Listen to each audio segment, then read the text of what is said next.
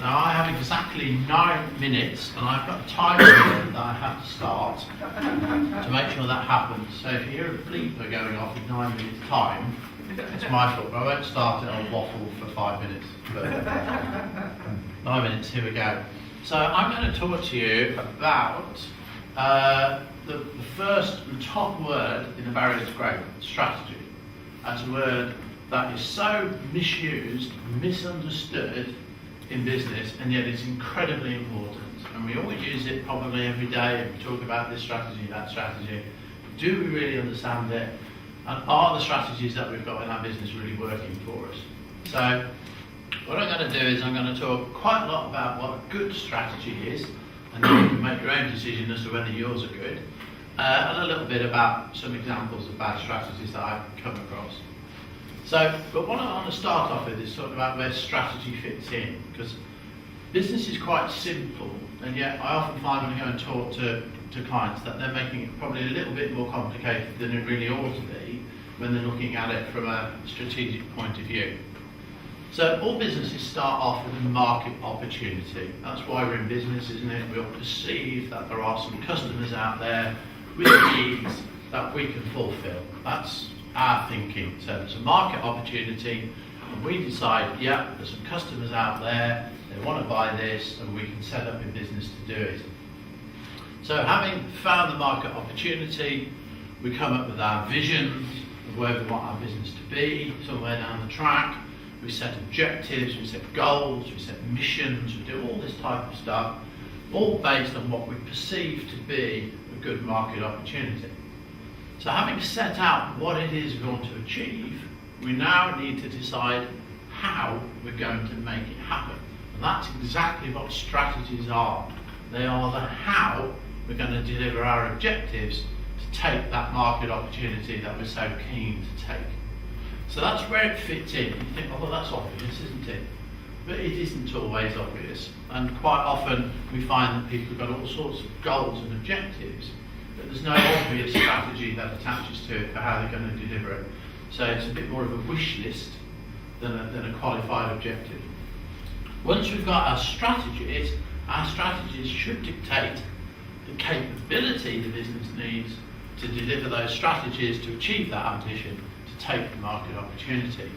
And our capabilities are our people, our processes, our cash, our premises, our production, our operations, it's all that type of stuff.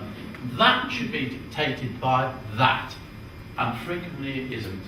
Frequently we find that this develops a life of its own, and in fact when you start to look for what strategies driving this capability, there aren't any, and in fact we frequently find this capability doesn't seem to bear any relationship to the market opportunity either. So however simple business is at this level, and it is, the misalignment between those four things is extremely common and extremely the reason why business isn't performed. It really is the alignment between those four things and getting things in the right order. So that's strategy, that's where it fits in. These are examples of things that aren't strategies, but sometimes people think they are, or they talk to me about them. They're not bad things in their own right. They're a bit sort of, motherhood and apple pie type things. But people say this. Some of them are objectives, and some of them are just weird. We'll become the Benetton and the manhole cover industry. It's a Coventry-based company. I can kind of see what he meant. He said we want to be a bit edgy, a little bit, sort of out there with our marketing, a little bit sort of in people's face. And he wanted his brand to be recognised. But saying that to his staff is really not going to, enable them to go out and do a great deal. So it's not a strategy. So visions, missions, statements, wish lists, sound bites, all that type of stuff, they're not strategies. Have them by all means if it makes you feel better, but they are not strategies. Now there are two types of strategy. People often don't realise this, but when they do start to realise this, they go, light bulb moment, this is an issue. First type are optimization strategies. These are the strategies for the things that you do that your competitors also do, that anybody in your type of business has to do simply to be in that business. So you've got a sales strategy, a marketing strategy, an operations strategy, a health and safety and logistics.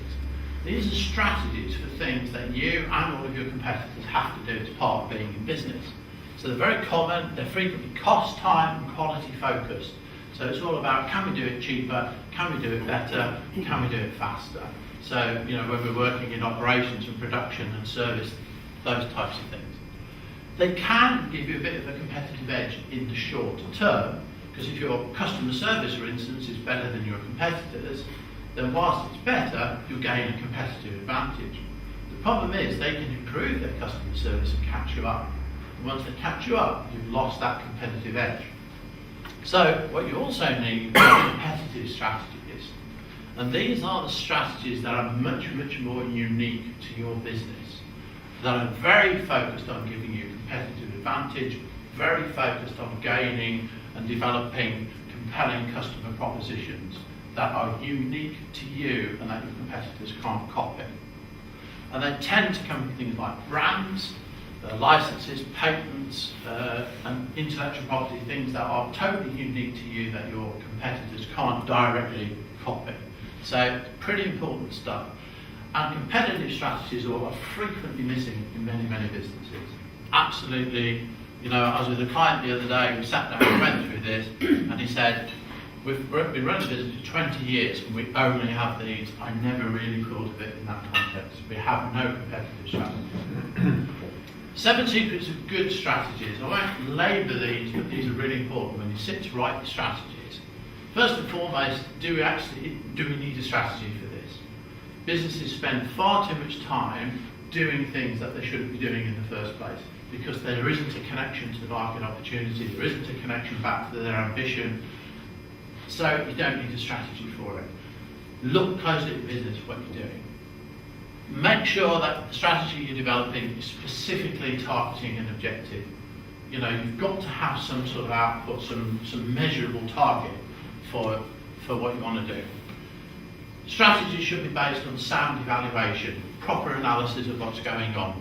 Don't just guess at strategies, do the research, find out. If it's a competitive strategy, make sure it's unique to you, make sure it's sustainable. If it's an optimization strategy, focus on cost, time and quality, because that's what matters. Make sure the strategy is actionable. That if you give it to the people in your organisation, they can go away and do something with it, and it clearly sets out what you want them to do. Communicate it effectively. Make sure it's put into your business plans. It's written down. Good strategy might take up a couple of pages. It's not a one-liner. It's written down, proper understanding of what you're trying to do. And make sure you review them. Make sure it's being implemented properly, and then you go back to it. Okay, so good strategy sets out how an objective will be achieved. It empowers your employees to go away and do something and make it happen in line with what you want them to do. The strategy is declaration of intent, so it's pretty important stuff. So you've got a choice. What type of strategist will you be? Will you be this poor little guy? That's pretty much what I was like at school from memory. Or this one, who we'd all love to be, the clever one, who actually understands and implements good strategies. So my 3 top tips are, in 30 seconds, don't confuse optimization strategies with competitive strategies. Have both and know the difference. Make sure every objective that you have in your business also has a properly constructed strategy, because bad strategies simply don't drive success and growth. Good businesses have good strategies, fairly straightforward and obvious, but great businesses have really good competitive strategies, and that's a key point of difference. And that's me over with 2 seconds to go.